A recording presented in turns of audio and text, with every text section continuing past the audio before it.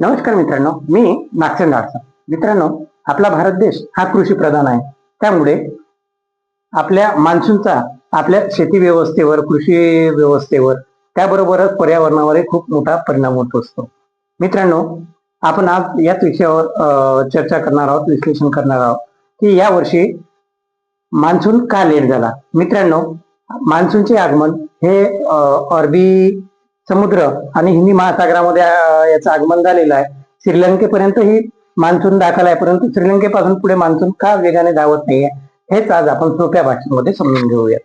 मित्रांनो, मान्सून श्रीलंकेपर्यंत पोहोचलेला आहे.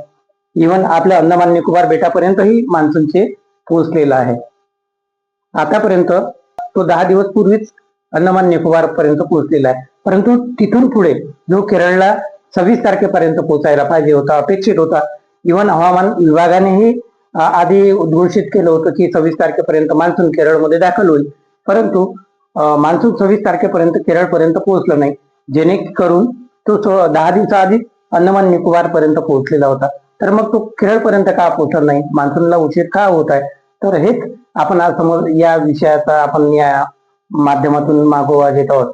मित्रांनो, मान्सूनला पुढे सरकवण्यासाठी जे महत्वाचा घटक आहे आणि तिथलं जे कमी दाबाचा पट्टा निर्माण होण्याची जी प्रोसेस असते ती तयार होणं गरजेचे असते.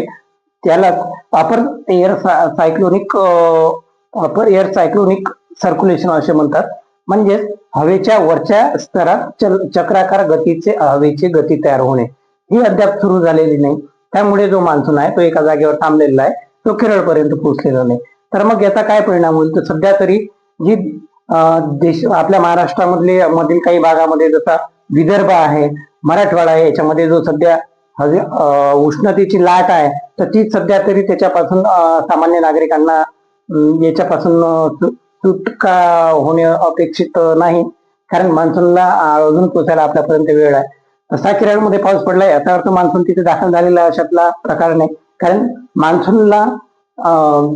मान्सूनच्या बाबतीत हवामान विभागाने काही निकष तयार केलेला आहे. त्या निकषावरती त्या पावसाची तिथली व्यवस्था ठरलेली असते. त्यामध्ये 3 निकष आहे. पैकी पहिला निकष म्हणजे जे ढगांची उंची आहे त्या ढगांची उंची.